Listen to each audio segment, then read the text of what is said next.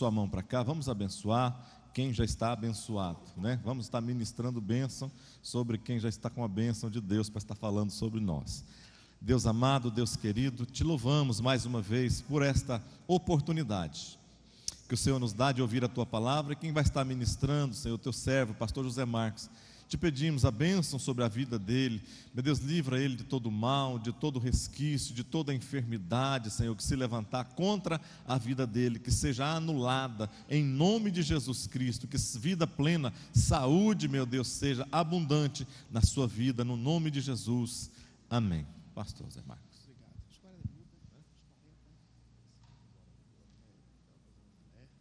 Graça e paz, irmãos. Nós estamos recuperando de uma crise de bronquite, e que Deus nos dê condições físicas e espirituais para estarmos ministrando a palavra de Deus nesta manhã. Os irmãos já possuem a revista. Nós estaremos estudando a lição de número 2, a instituição da família. Lição de número 2. Meus irmãos, Rubem Alves disse algo muito interessante. Ele disse que Deus criou o universo só para plantar um jardim. Na verdade, Deus é um grande jardineiro. E nesse jardim, Ele plantou uma das mais belas flores, a família, com o desejo de implementar o maior de todos os projetos, o lar. E é sobre isso que nós vamos estudar nesta manhã, sobre a ação desse jardineiro chamado Deus para a implementação da célula máter da sociedade, família, a dádiva do matrimônio.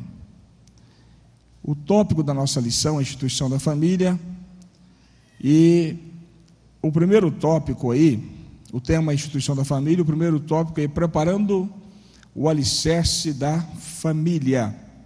Deus preparou o jardim do Éden para servir de lar ao primeiro casal.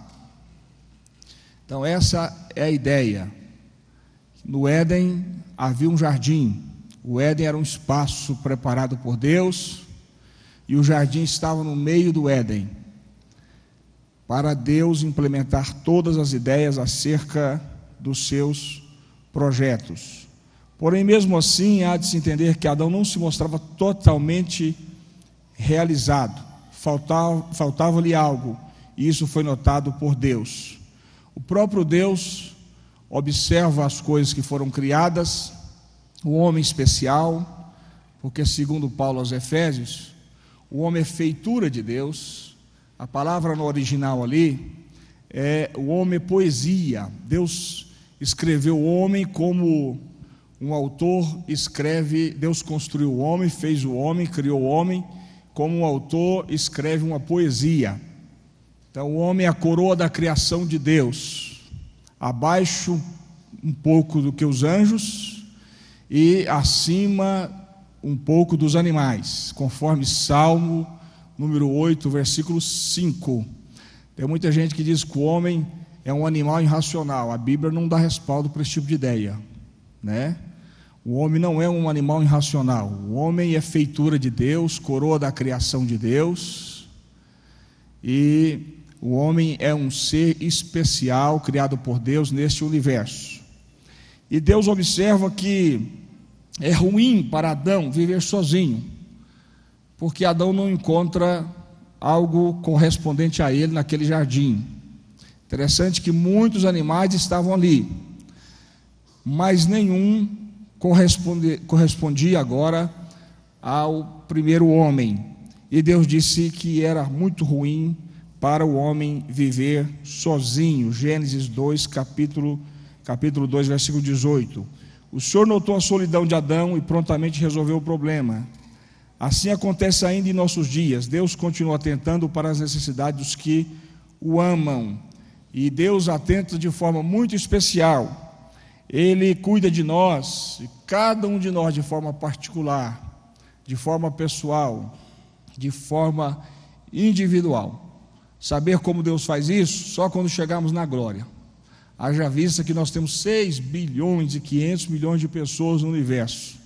E o mais impressionante é que esse mistério chamado Deus cuida de cada um de forma pessoal, de forma individual. Ele não se preocupa somente com multidões, mas ele preocupa com o ser. Ele atenta para cada pessoa. Creia nisso e sua fé será edificada, conforme Isaías capítulo 49, versículo 15. Muito bem, meus irmãos. O subtópico aí diz a chegada da noiva. Adão trabalhou muito para colocar nome em todos os animais, por isso sentiu-se demasiadamente cansado. Impressionante que a mesma ciência que hoje quer confrontar os princípios sagrados, confrontar até mesmo a existência de Deus, é a ciência que Deus manda fazer. É Deus que manda o primeiro homem fazer ciência, coloca o nome nos animais. O que é isso? Faça ciência. E o homem faz isso. E outra coisa que eu estava observando é que Deus só dá a mulher para Adão após ele ter passado por essa experiência de ter colocado o nome nos animais. Observe aí capítulo 18 de Gênesis, abra sua Bíblia. Gênesis capítulo 2, versículo 19 a seguir aí. Depois que formou da terra todos os animais do campo e todas as aves do céu, o Senhor Deus os trouxe ao homem para ver como este lhes chamaria. E o nome que o homem desse a cada ser vivo, esse seria o seu nome. Por que essa ideia, meus irmãos, de o homem colocar nome nos animais? A ideia é para que o homem tenha poder sobre os animais. No imaginário judaico, ele dizia o seguinte: se eu tenho um nome, eu tenho poder. Se eu tenho um nome, eu tenho autoridade. É por isso que os judeus acreditavam o seguinte: olha, só será o Messias quem conseguir, ou aquele que conseguir expulsar um demônio surdo-mudo. Porque o método que os judeus usavam para expulsar demônios era, a priori, perguntar o nome dele. Qual é o seu nome? Após o demônio falar o nome, eles entendiam que tinham autoridade sobre aquele demônio. E aí eles o expulsavam. Os irmãos lembram que Jesus se deparou com um demônio surdo e mudo e os discípulos não conseguiram expulsá-los? E Jesus desceu e expulsou aqueles demônios, e eles ficaram admirados, e disseram: mas Jesus, como é que o senhor conseguiu? Como é que o senhor conseguiu isso? E aí Jesus vai dizer o seguinte: olha, essa caça de demônios só sai com jejum e oração. Então quer dizer que não é Jesus que expulsa demônio? É jejum e oração? Então um monge tibetano consegue expulsar demônio. Jejum é mais do que qualquer crente? Não, não é essa a ideia.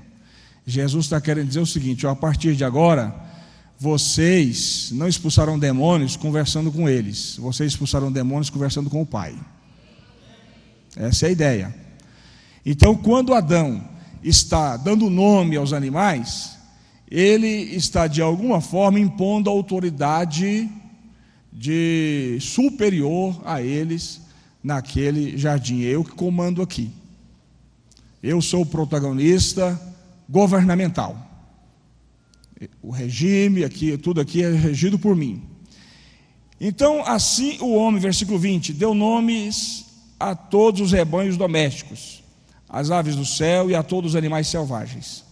Todavia, não se encontrou para o homem alguém que o auxiliasse e lhe correspondesse. A ideia que a gente tem, meus irmãos, que após um trabalho laborioso de Adão, colocando o nome naqueles animais, Deus estava esperando o desejo do homem de ter alguém que lhe correspondesse, que estivesse à altura para um relacionamento afetivo, amoroso, de companheirismo. Então essa é a ideia que a gente tem, que isso partisse também do homem, porque Deus é aquele que atende nossos desejos segundo a sua necessidade. E aqui nós percebemos isto: ele coloca nomes, e diz: olha, dentre os animais não encontrei nenhum que correspondesse comigo para um relacionamento afetivo e amoroso. E Deus disse: é ruim para o homem viver sozinho, e preparou a dádiva do casamento. Depois de dormir por um bom tempo, ele despertou.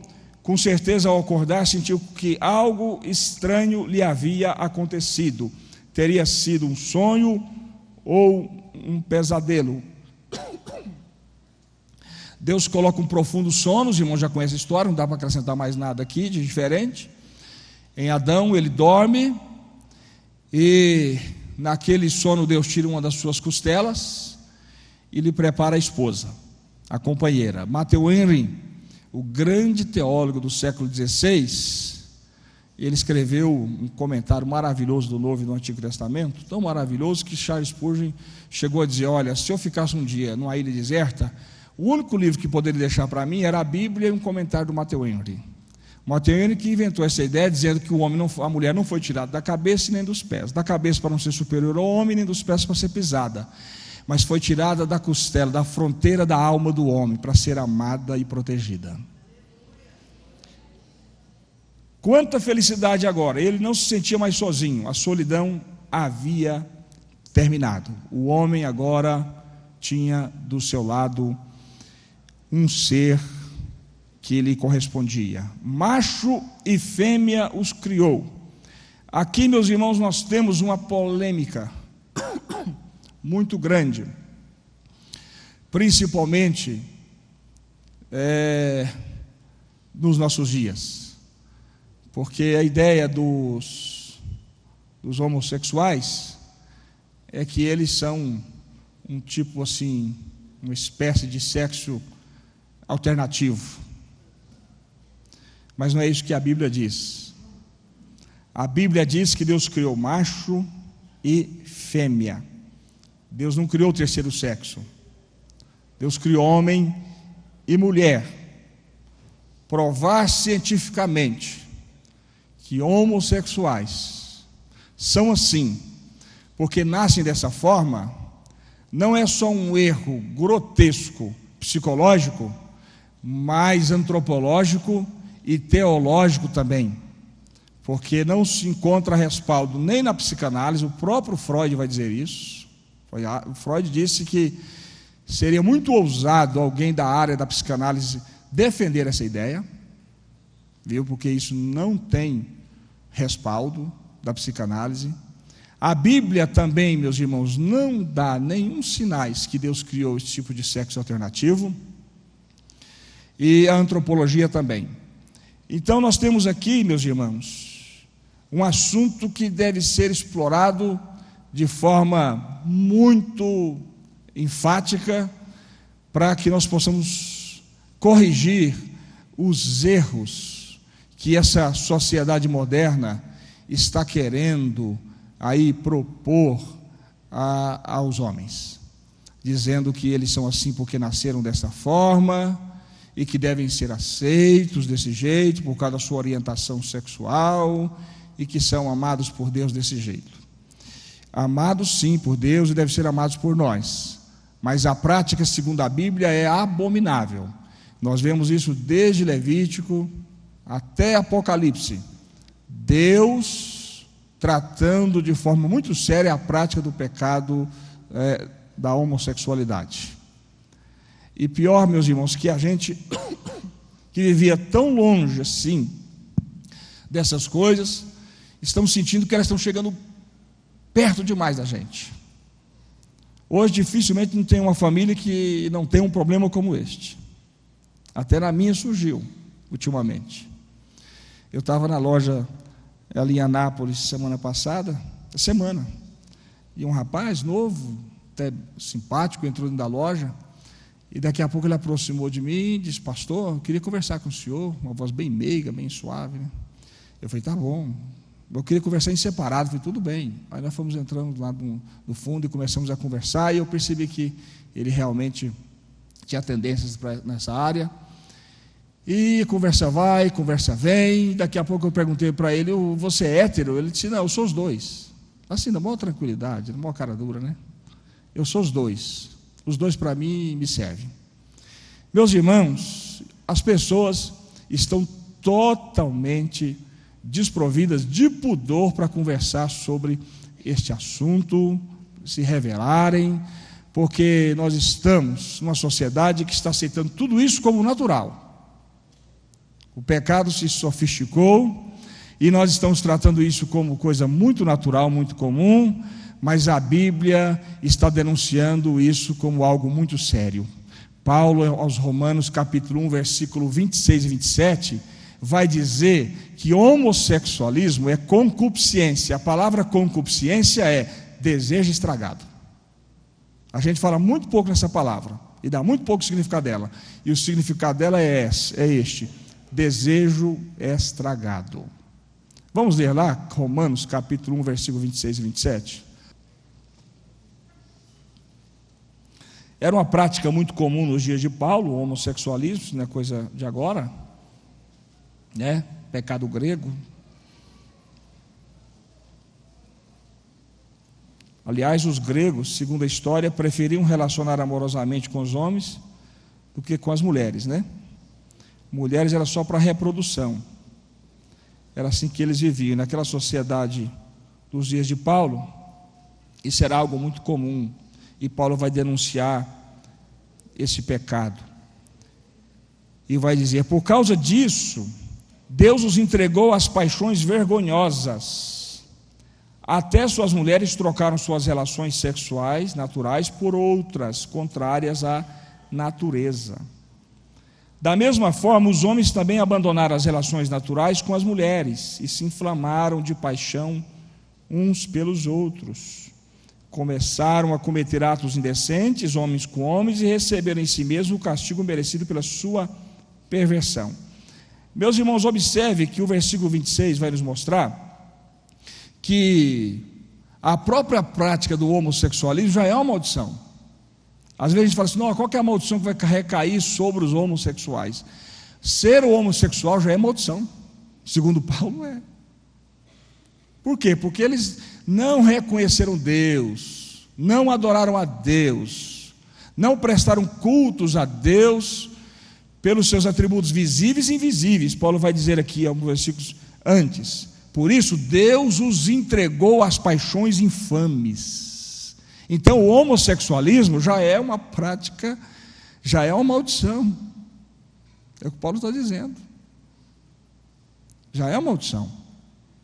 É claro que outras consequências desse pecado, ou desse tipo de pecado, virão. Outras consequências virão. Mas a própria prática do homossexualismo, segundo o apóstolo dos apóstolos, já é uma forma de maldição, porque eles não adoraram a Deus. Então, meus irmãos, qual que é a ideia aqui de machos fêmeos criou? Que o ser humano não nasce, não tem nenhuma pessoa que nasce homossexual. Nenhuma pessoa nasce homossexual. Ele que escolhe ser em função de algumas tendências, de contexto em que viveu, de tipo de educação que recebeu. Esse rapaz que eu encontrei com ele essa semana lá em Anápolis, por exemplo, ele disse: pastor, minha mãe me criou numa redoma, minha mãe me trata pão de ló, eu não suporto mais, ela não deixa eu respirar, a vida inteira no meu pé me ligando, e aquele cuidado excessivo comigo, me tratando como se fosse uma moça, e eu acabei virando isso que eu sou. Então, erros de educação, de formação, levam pessoas a orientarem desta forma sexualmente, mas a pessoa não nasce homossexual. E tem até um livro muito interessante lá na minha livraria, Homossexualidade, um guia para pais e mães. Esse livro é escrito pelo casal mais abalizado no assunto no mundo, casal cristão, nesse assunto no mundo. Minha esposa, por exemplo, quando a gente estava com o Lucas bem pequenininho, teve aí um grande preletor na nossa casa que almoçou, e a gente começou a falar sobre esse assunto, e ele orientou ela o seguinte: disse para ela assim: olha, ensina para o seu filhinho, seu menino desde esse tamanho, não permitir ninguém colocar a mão nele, em nenhuma parte do corpo dele, E a minha esposa começou a trabalhar isso na cabeça dele, do Lucas, né? Então, todas as vezes que alguém fosse tocar nele, ele dava um coice, ele pulava longe, nunca aceitou. Nunca aceitou. E isso deu certo. E a orientação para você que tem um filhinho pequeno aí, já ensina a criança, né? A não aceitar esse tipo de brincadeira, esse tipo de carinho, porque tudo isso tende a trazer consequências mais sérias no futuro. Até porque uma das forças maiores que conduzem muitas pessoas ao homossexualismo é a prática do estupro, da violentação sexual. Muitos hoje são só homossexuais porque foram violentados quando eram pequenos, sabia? A maioria, a grande maioria. Vamos continuar, meus irmãos? Tem alguma pergunta sobre esse assunto aí? Alguém quer dizer alguma coisa? Como você está dizendo, evitando esse contato, principalmente com o próximo, desde pequenino, ele vai ser agressivo quando ele se entender por gente. Como está o carinho dado para um pai e o discernimento e o ensinamento para que seja diferenciado isso? Um carinho de um pai, eu acho que nunca passa por aí, né? De um pai e de uma mãe. Ele nunca passa de forma promíscua, desta forma. Embora mesmo o pai brincando não seja com essa ideia de promiscuidade, mas o pai, mesmo eu brincando com meu filho, ele não aceitava. Impressionante. Eu lembro que ele não aceitava. Então, a gente também colocou na cabeça que essas brincadeiras deveriam ser banidas da nossa casa. Deu certo. Se os irmãos acharem que é bom implementar, façam isso. Eu achei interessante. Então, no Novo Testamento, esse comportamento da mesma forma condenado, nós já vimos aí. 1 Coríntios capítulo 6, versículo 9 e 10, também Paulo vai confrontar essa prática. E aí o autor vai dizer: mas graças a Deus que por sua infinita misericórdia permite às pessoas que praticam tal ato alcançar perdão e mudar de vida, se assim o desejarem. É claro que Deus tem o perdão para todos, e as portas da igreja sempre estarão abertas para receber esse tipo de gente aqui mesmo. O dia que a igreja não estiver madura, irmãos, para receber aqui homossexuais, lésbicas, pessoas com toda sorte de problemas, então essa igreja pode fechar as portas, pode perder essa ideia de igreja, porque a igreja é a agência salvadora de Deus, a igreja é o pronto-socorro de Jesus, a igreja está aqui não para pregar moralidade, a igreja está aqui para reorganizar a sociedade. É diferente, viu, irmãos? A gente não está aqui só para botar o dedo nas pessoas e condená-las, e pregando moralidade, e levantando como um mastro forte essa bandeira, não. A igreja está aqui para reorganizar a sociedade, partindo da ideia que o ser humano é um ser caído, que o ser humano é um ser distante de Deus, separado de Deus, está em conflito com Deus, está em guerra com Deus, está longe de Deus, e esse ser humano precisa ser alcançado pela graça de Deus e precisa sentir novamente o colo do Eterno, o seio do Todo-Poderoso. Para isso nós estamos aqui, dizendo que tem jeito sim, que há uma maneira sim, e que Deus é a solução para todos os problemas. Amém, meus irmãos? Se a gente ficar aqui só pregando moralidade, a gente vai ficar numa chatice enorme, ninguém vai suportar a gente, não é não? Vai dizer, isso aí é o supra-sumo da perfeição, está acima do bem e do mal. Deus me livre, nos livre dessa situação. Nós estamos aqui em nome de Jesus para reorganizar a sociedade e dizer que nós viemos da grande rebelião e queremos encontrar o colo do Senhor novamente, o colo de Deus, e Deus está esperando pela gente. Amém? Edificando sobre a rocha, a instituição do casamento. O casamento é muito mais que um contrato social, aliás, papel só para organizar a sociedade. O casamento mesmo, meus irmãos, é quando duas pessoas se respeitam, se consideram e vivem bem. Isso é o casamento. Casamento não é só a gente observar esses aspectos biológicos, de necessidades físicas que temos, glandulares. Não. Casamento, meus irmãos, é relacionamento. Relacionamento.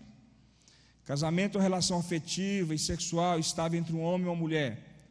É a união voluntária entre duas pessoas de sexos opostos, que resolveram viver sob o mesmo teto, compartilhando a vida em todos os seus aspectos. Por isso que Deus vai dizer aí, que o homem deve deixar pai e mãe. Muito interessante a gente enfocar um pouco isso aqui. Deixar pai e mãe, vocês já ouviram isso aqui demais. Não é abandonar o pai e a mãe, não é virar as costas para os genitores, de jeito nenhum. Deixar pai e mãe é procurar aí a sua independência geográfica. Por quê? Porque quem casa quer casa, não é? É difícil um relacionamento dar certo, meus irmãos, quando a pessoa casa e ainda fica perto do pai e da mãe. Mais difícil ainda o caso do homem. Mais difícil, se a filha morar perto da mãe, até que dá certo, dá mais certo um pouquinho. Mas o homem morando perto da mãe, meus irmãos, eu nunca vi um casamento dar certo. Nunca vi, pastor Carlos. Minha sobrinha casou com um camarada aí, ele resolveu morar na frente da casa da mãe. Aí quando dá 6 horas, a mãe já fica lá no portão esperando por ele. A minha sobrinha quer esperar ele também. Fica disputando as duas, parecendo duas menininhas. Aí ele chega, a mãe fala assim: meu filho, sabe aquele biscoitinho que você gosta? Está prontinho. E ela fica no portão: ó, mas eu fiz a janta. E não dá certo.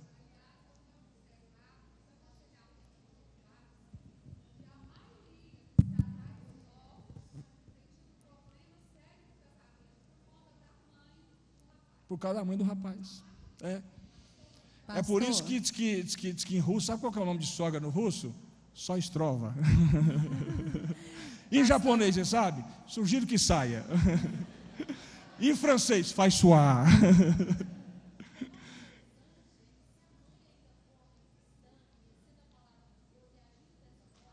Então, mas os crentes, irmão, como é que faz? Pastor Zé Marques, eu morei toda a vida perto da minha sogra, né, sempre junto, ou era ao lado, uma de frente para a outra, ou uma em cima da outra, né, nos apartamentos. E pela graça e misericórdia do Senhor, eu, na verdade, descobri uma segunda mãe. Amém. Né, mas sempre foi assim, tudo vivido com muito limite. O que era a minha casa, ela respeitava, e o que era a casa dela, eu respeitava. Então, na verdade, ela me falava: a boa sogra constrói a boa nora, e a boa nora constrói a boa sogra. Então, graças a Deus, amém, eu pude viver amém, junto com a mãe do meu esposo, né, durante 22 anos, né, nós moramos sempre perto, e foi uma bênção, me ajudou muito, tanto na minha vida pessoal, na minha vida espiritual, porque era uma âncora de oração, como também na criação e exemplo para os nossos filhos. Para mim foi um prazer tê-la, e uma pena que agora ela está lá na glória e a gente não está mais. Tem as exceções, não é verdade? Agora, meu irmão, não dê chance para o azar não, casa e cai fora, viu? Isso não é qualquer um que tem isso assim não, essa história aí não. Casa e casca fora. Deus está falando aqui que agora o relacionamento marital está acima do parental. Vai embora. Outra coisa que Deus está ensinando aqui é a independência financeira. Quando os pais bancam o casal, eles se sentem donos do casamento, pastor. Não é? É porque eu dei essa casa, porque eu fiz isso, que eu fiz e tal, porque eu comprei isso aqui. Rapaz, vai para sua casa, moço, não é? Então, independência financeira, deixar pai e mãe nesse sentido, não é abandonar o pai, não é abandonar a mãe. Aí o texto vai dizer: e unir-se-á a sua mulher. É a linguagem do compromisso pactual. Aqui não tinha as tabuinhas de argila para fazer o contrato do casamento, que já tinha no Código de Hammurabi. Você sabia que o contrato de casamento já existia lá no Código de Hammurabi, bem antes de existir até Bíblia, ele existe lei? Já, do rei Hammurabi. Lá já estava olho por olho, dente por dente. Isso não é de Moisés não, isso é do Código de Hammurabi, que Deus repetiu na lei. Segundo a história, o Código de Hammurabi já tinha casamento contratual, com as tabuinhas de argila, já escrevia e fazia o contrato. No caso bíblico aqui, o contrato pactual, o compromisso, é unir-se a sua mulher. E a palavra unir-se aqui no original é tão interessante, que é colar, é pregar, é amalgamar de tal forma, meus irmãos, que, segundo os mestres aí que falam sobre esse assunto, é que se depois você for tentar descolar, não tem jeito, dá problema. Fica um pedaço de um no outro, um pedaço do outro no outro, e dá aquele problema tremendo. Por que muitos casais deixam, abandonam aí, divorciam, e levam consigo um pedaço do outro? Porque eles se uniram, se amalgamaram, pregaram um no outro, cimentaram um relacionamento afetivo e amoroso, e aí qualquer problema causa celeumas terríveis, porque essa já é a ideia bíblica perpetrada por Deus desde o início do homem: unir-se-á. A ordem de Deus é que o homem se una a uma mulher, e não a várias mulheres. Essa também é outra ideia que Deus está querendo nos mostrar, meus irmãos, da monogamia. Uma só carne. Uma só carne. Deus não uniu aqui o casal, o homem, a várias mulheres, mas a uma mulher. E tem gente que gosta de fazer coleção, né? Aliás, meus irmãos, quem gosta de coleção não valoriza unidade. Pode observar isso. Toda pessoa que gosta de coleção é porque não valoriza o único, unidade. Desculpa os irmãos que fazem coleção de boné, de caneta, mas na verdade nenhuma não vale nada.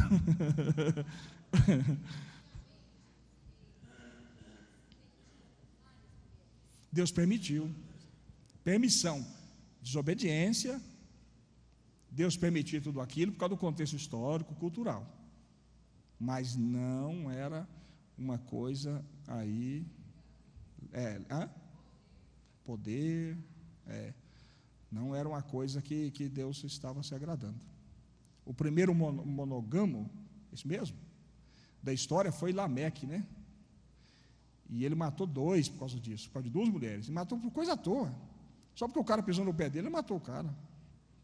Então esse foi o primeiro, onde começou o monogamo, não, o primeiro polígamo. Esse foi o primeiro.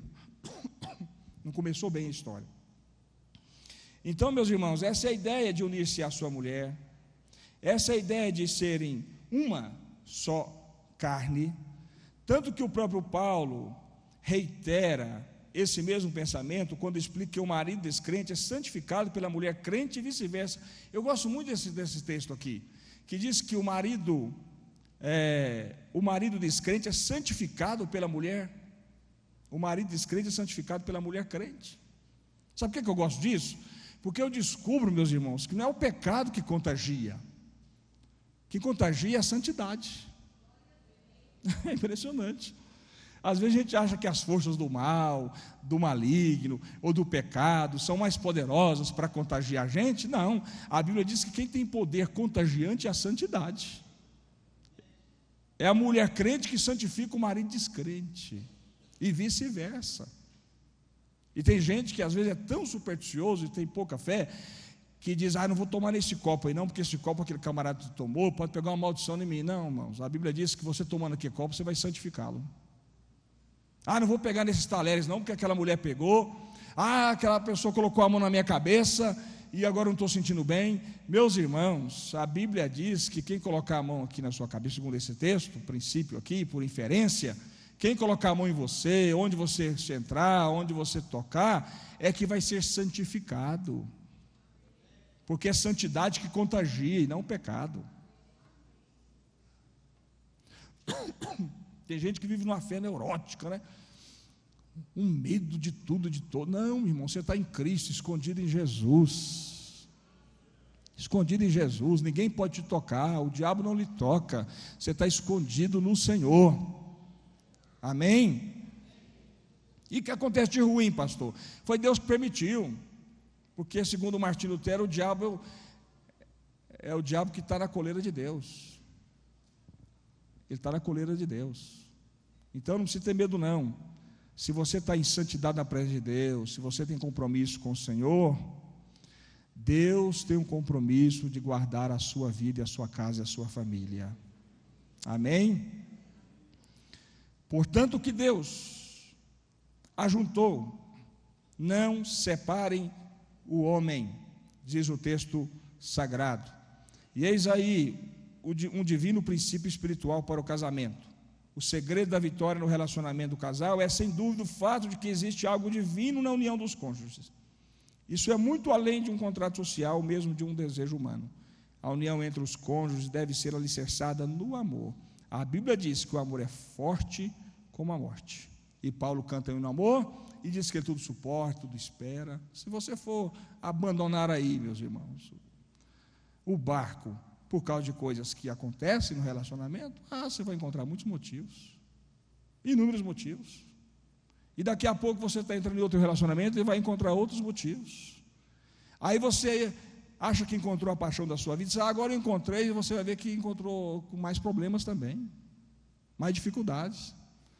E segundo a pesquisa que a revista Veja fez, achei interessante, ele disse que essas paixões de verão só duram 11 meses. É o prazo. Tem gente que se encanta num outro relacionamento, diz agora e coisa e tal. Só dura 11 meses, irmão, esse fogo de palha. Depois que passou 11 meses, eu falei, rapaz, acho que é pior que a outra. É pior que o outro. Nada contra as pessoas que estão aqui, que sofreram algum revés na vida, né, pastor Carlos, e divorciaram e casaram, nada contra isso. Até tem um livro muito interessante chegando na livraria. Tem muitos livros que nem sabem, mas tem um outro chegando agora na semana, muito interessante, que eu vou vender barato para vocês aqui, sobre o novo casamento. Nada contra. Mas eu ouvi aquela repórter da Globo pregando, e ela muito séria, não sabe que a mulher é tão crente daquele jeito, Délis Ortiz. Eu vi ela pregando aqui em Anápolis, né? E ela falou que era crente desde pequena e que num período histórico da vida dela ela abandonou Jesus, deixou a igreja, e aí ela perdeu o relacionamento, e ela disse, aí está meu segundo esposo, mas ele sabe que segundo casamento é prótese. Ela que falou isso, levei até um susto. Segundo casamento é prótese, corpo perfeito é o primeiro. Então, meus irmãos, eu sei que Deus abençoa o segundo, abençoa o primeiro, o segundo, nada disso. Eu estou falando aqui agora para pessoas que estão passando dificuldades no relacionamento, que está aí no primeiro. Vença tudo em oração, vença tudo com Jesus. Fale menos com as pessoas que estão do seu lado e fale mais com Jesus. Coloca tudo na presença dele, expõe seu assunto lá, coloca o seu joelho no chão e você vai ver Deus mudar toda a história da sua vida. Não tem nada que a oração não faça, meus irmãos, que Deus não faça através da oração. Quero ver, pastor Carlos, o cara botar a boca no pó, clamar a Deus, Deus não agir por ele. Não existe isso. Deus faz, meus irmãos. E eu ainda creio que Deus atende às nossas orações. Amém? Lutar contra a gente, o diabo vai lutar direto. Jogar setas aí contra o nosso casamento, nosso relacionamento, usar o esposo para falar alguma coisa dura a você, a esposa, os filhos, isso todo dia, irmãos. Jesus falou que isso ia acontecer, por que você está assustado? Eu não sei porque que a gente fica assustado com isso. Jesus disse que isso ia acontecer. Ele já avisou que não seria fácil a nossa caminhada. Então o que a gente tem que fazer? A gente tem que viver em oração, apresentando nosso lar, nossa casa, nossa família. E como sempre diz aqui, Deus, eu não abro mão desse relacionamento. Foi o Senhor que me deu, e eu vou continuar até o fim, e onde não tem amor o Senhor vai colocar, e o Senhor vai renovar tudo, e nós vamos caminhar até a tua volta juntos. Amém, meus irmãos? Quais são os propósitos do casamento? Primeiro, companheirismo. Deus viu que o homem estava só, vivendo em solidão, e não achou tal situação boa para ele. Meus irmãos, nós precisamos de amigos na caminhada, precisamos de nos apaixonar. A gente só é pleno, a gente só pode ser pleno, a gente só pode ser completo quando a gente tem relacionamentos. Sabia disso? Tem um ditado aí fora que diz, melhor sozinho do que mal acompanhado. Não sei se isso serve para a gente é tão gregário, tão sociável, que às vezes a gente prefere estar mal acompanhado do que sozinho, não é? Deus intensificou isso na gente, né? Essa capacidade de se relacionar. Irmão, a gente tem uma dependência de ter amigos na caminhada. Até Deus, né? Até o Moisés, quando Deus mandou o Moisés ir lá tirar o povo do Egito, Moisés disse assim: Senhor, mas como é que eu vou? Eu falei assim: eu vou com você. Aí Moisés desanimou. Eu falei: não, o senhor não, eu não vejo, não dá para tocar no senhor. Aí então eu vou mandar Arão, com Arão eu vou. Então eu vou. Aí ele foi. Por quê? Porque gente precisa de gente. Gente precisa de relacionamento. Os teólogos dizem que Deus possui atributos comunicáveis e incomunicáveis. O que é isso? Deus tem atributos que compartilhou com nós, seres humanos, e outros que não compartilhou. Por exemplo, onipotência, onisciência. Mas Ele compartilhou perdão, amor, uma série de coisas. Mas se tem uma coisa que Deus compartilhou com a gente com muita intensidade, meus irmãos, é esse desejo de se relacionar. O próprio Deus é um exemplo de relacionamento. A Trindade, 3 seres que se vivem, que se relacionam de forma harmoniosa e perfeita no universo. Então Deus intensificou isso com a gente, esse desejo de a gente querer se relacionar, de ter companheiros, de ter amigos, de se apaixonar, de amar alguém. E por isso Deus estabeleceu o casamento, para que haja companheirismo, 2 pessoas caminhando juntas na presença do Senhor. Essa é uma união sem igual, onde 2 pessoas se comprometem a viver em função uma da outra, se entendendo, se compreendendo, se compartilhando todos os aspectos da vida. E como a gente precisa, né, irmãos, de se entender, de se compartilhar, de abrir mão de alguma coisa para manter esse companheirismo, né? É igual aquele casalzinho de velhos que, depois de completar 50 anos, o repórter perguntou para eles: qual é o sucesso do casamento de vocês? Aí o velhinho disse assim: olha, eu gosto demais do pedaço da ponta do pão, mas todo dia eu abro mão do pedaço da ponta do pão e dou para minha esposa.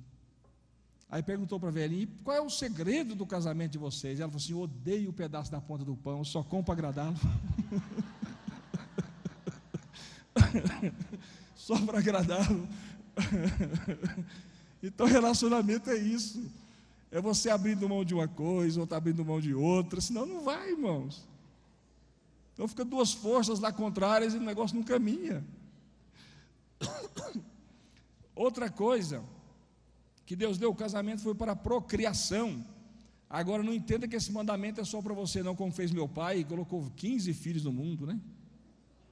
Minha sogra foi mãe de 22, já pensou, irmão? Achou que o mandamento era só para ela?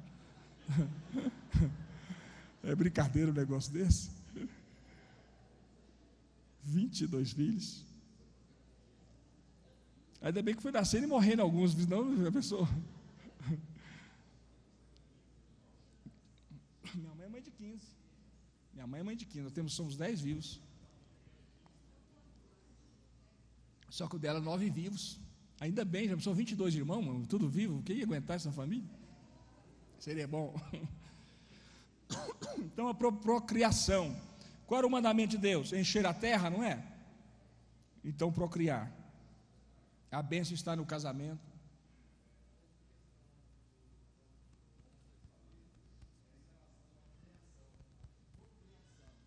Como eles não têm condições de procriarem, eles estão buscando isso através da adoção e aumentando, sim, de forma natural, segundo eles, a categoria de homossexuais no mundo. Pois é. Isso é uma anomalia tremenda. Você já pensou um relacionamento assim, 2 homens criando uma criança? Meus irmãos, só a graça de Deus. Parece que a gente não tem que ver mais nada nesse mundo, parece que a gente só está esperando Jesus voltar e a gente ir embora, não é? Permite tudo. É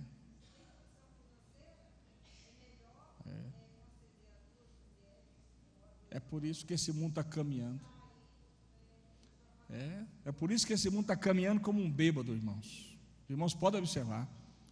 O mundo não é mais o mesmo de uns anos para cá. Não é porque a gente tem televisão, tem assunto a toda hora. Não. O mundo está atordoado. Como diz o Shed, Deus está irado com esse mundo. Deus não está suportando mais. E aí C.S. Lewis vai dizer que o sofrimento é o megafone de Deus para acordar um mundo surdo. Qualquer coisa a gente é tido como discriminação e até ser processado. Então, eu tenho conhecidos e tento aproximar deles, orientá-los assim com carinho, com cuidado, para não chegar nessa situação de um processo discriminatório. Eles têm um negócio de auto-vitimização, né? É eles que têm esse negócio. Pode. Pastor Zé Marques, permita uma intervenção, só nessa questão de legislação. No Congresso Nacional, inclusive agora essa semana, reavivou essa questão da homofobia, né? E eles têm como avanços. Infelizmente, o Congresso ele é a representatividade do povo. E quando a gente escolhe mal, né, a gente vê aí hoje o que era avanço lá. Era, por exemplo, Dia Nacional dos Paraguaios no Brasil, Dia do Sexo, entendeu? Era esse tipo de Dia do Encarcerado. Essas são as propostas que estão lá no Congresso Nacional, infelizmente. Então, não foi uma vitória até da bancada evangélica também, né, uma guerra nesse sentido aí porque nós temos que ter também, pastor Zé Marcos, a liberdade de expressão, que é garantido pela Constituição Federal, no artigo 5º, né, que nós temos essa liberdade inviolável. Então nós temos a liberdade, temos um estatuto próprio aqui, porque no Código Civil brasileiro, a igreja ela não é junta com o Estado, ela não é tida como associação, ela é diferenciada. Então nós temos as leis e os estatutos próprios. Graças a Deus são vitórias que a gente teve na legislação. Que nós possamos continuar orando pelo Brasil e também a igreja não se calar também diante. Nós somos aqui uma catedral da família, nós temos o nosso pensamento aqui em defesa da família e nós não vamos ficar constrangidos de expressar a nossa opinião também quando julgarmos que não está de acordo com os princípios, como o senhor leu aqui da palavra de Deus. Isso. Obrigado. Eles têm liberdade de expressão, nós também temos. É engraçado que eles não aceitam a nossa liberdade de expressão e se sentem vitimados, né? Se colocam numa situação de vítima, dizendo que nós estamos discriminando eles. Nada Pastor disso. Zé Marcos, nós estamos sendo discriminados também. Também. Nós estamos perdendo o direito de expressão. Justamente. É discriminação contra nós. Justamente. Os evangélicos estão passando por perseguição agora. Nós estamos sendo discriminados. Justamente. A Constituição permite que nós temos esse direito e eles querem cercear o nosso direito. É discriminação também. Claro, mesma coisa. Então não é só eles que estão sendo discriminados, nós também estamos sendo por eles. Justamente, é essa a ideia mesmo. Então o casamento é para a procriação, né? Já está aí mais do que claro que um casal homossexual não tem como cumprir esse mandamento de Deus. A educação dos filhos, meus irmãos, é outra ideia do casamento. Por quê? Porque lar é oficina. É no lar que nós passamos pela bigorna dos pais e somos educados para serem aí bons cidadãos, né? Pessoas do bem, pessoas que compreendem o certo e o errado, pessoas com valores. É no lar. O lar é a bigorna que Deus usa para nos corrigir, para nos amoldurar, para trabalhar o nosso caráter. Você já observou que a maioria desse pessoal aí que comete delito, se você for observar, eles não tiveram um lar, a correção de um pai, a formação moral dada pela família. Esse é um problema muito sério na nossa sociedade. Cabe, pois, aos pais o dever primordial instituído por Deus de educarem seus filhos e cuidar deles em todos os aspectos, porque os filhos são herança do Senhor. E esse mandamento é muito sério, né? Os pais ensinar os filhos, Deuteronômio, capítulo 6, o Shema, onde Deus grita e convoca: ei, pais, ensine aos seus filhos acerca das minhas leis. É o Shema, é o chamado de Deus, a convocação, a concitação séria de Deus aos pais, para ensinarem os filhos, porque essa é uma obrigação dos pais.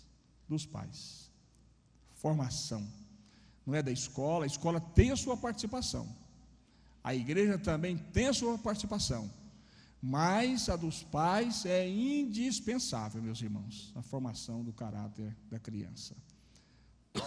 Para evitar também promiscuidade, Deus instituiu o matrimônio também para evitar imoralidade e promiscuidade e o caos social. 1 Coríntios, capítulo 7, versículo 2. A ordem divina é unir-se a sua mulher, não unir-se a várias mulheres. No entanto, o homem deixa de lado os princípios absolutos de Deus, criando valores relativos para satisfazer suas próprias manias e seus próprios desejos. Muito cuidado com isso aqui, ó.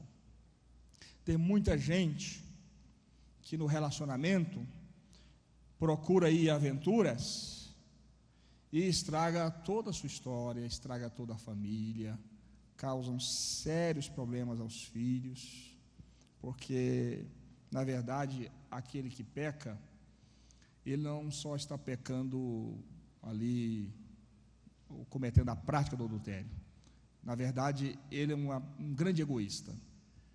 O primeiro pecado dele é egoísmo, porque ele só está pensando em si próprio, no seu prazer, no seu desfruto, né? Naquele momento ali que ele está cometendo aquele pecado.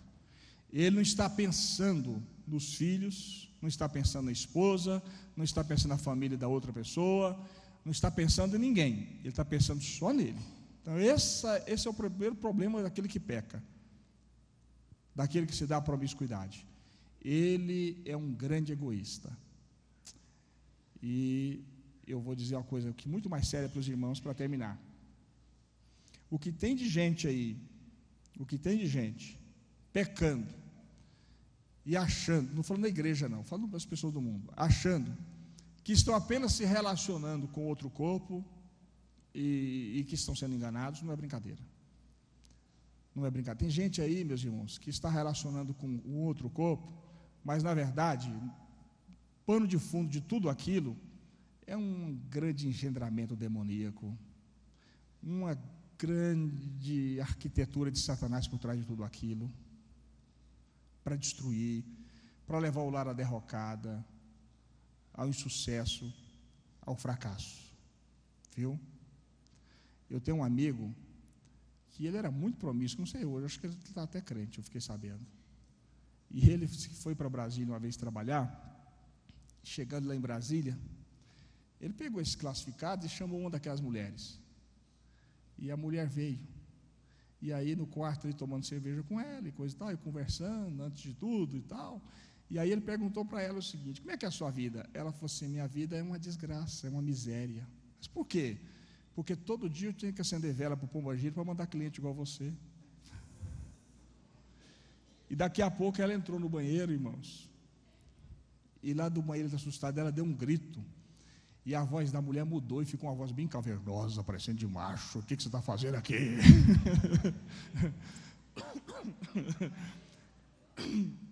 Ai, irmãos, perna para que eu te quero. O camarada só viu a porta, vazou e saiu gritando nos corredores daquele hotel, pedindo pelo amor de Deus, e o diabo tinha pego mesmo a mulher dentro do quarto. Tem, meus irmãos, esse negócio de promiscuidade, adultério, prostituição, envolve muito mais do que corpo, envolve alma, envolve uma dimensão espiritual que a gente não conhece, que a gente não imagina. Por isso a gente peca contra a família, contra Deus, contra nós mesmos. Que Deus nos guarde puros e incontaminados até a volta de Jesus Cristo. Amém? E que possamos valorizar sempre a nossa família. Que Deus abençoe os irmãos se coloquem em pé e vamos orar agradecendo ao Senhor.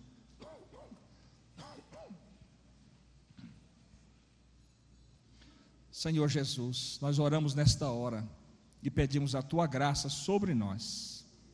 Cerca-nos com a Tua presença gloriosa, com muro de fogo. Guarda o nosso lar contra as investidas do maligno e que possamos honrar o nome do Senhor através da nossa família até o fim. Até porque nós não vivemos por nós mesmos, vivemos para Ti. E tudo que fazemos, falamos, é para a Tua glória, não tem outro significado. A nossa vida é para a Tua glória, quer morramos, quer vivamos, tudo é para a Tua glória. Enquanto nós não compreendermos essas verdades, estaremos buscando aí uma felicidade que a gente não vai encontrar. Meu Deus, enquanto nós não tivermos consciência que o Senhor nos chamou para vivermos para Ti, estaremos por aí batendo cabeça de um lado para o outro, meu Deus. Ah, meu Deus, feliz é aquele que entende que o Senhor o chamou para esse propósito tão especial, viver para o Senhor, para a tua glória. Por isso, Deus, que o Senhor possa guardar nossos sentimentos, guardar nossas emoções, que o Senhor possa tornar cativo nossos pensamentos, meu Pai querido, que o Senhor possa, meu Deus, frear nas nossas vidas toda a força hormonal, que o Senhor possa, meu Pai querido, nos convencer sempre das tuas verdades, e ó Deus, assim caminharemos felizes na tua presença, porque tua palavra diz: bem-aventurado é o homem que teme ao Senhor. Derramou vanaço de que menerrou vacas. Oh Senhor, bem-aventurado é o homem que teme ao Senhor. Feliz será, diz a tua palavra.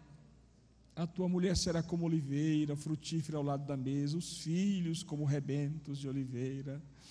Ah, como feliz é o homem que teme ao Senhor.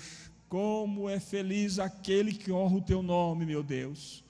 Como é feliz aquele que não acredita nas falácias do maligno, nos enganos, nos conselhos demoníacos deste mundo, na vã filosofia desta terra. Como é feliz aquele que tapa os ouvidos e os olhos para este mundo e caminha olhando só para ti, só para o céu, só para a tua presença. Meu Deus querido, guarda nosso coração e nossa vida. É o que nós oramos e pedimos nesta manhã, no nome de Jesus, teu Filho amado, que vive e reina para todos sempre. Amém e amém. Deus abençoe os irmãos no nome de Jesus.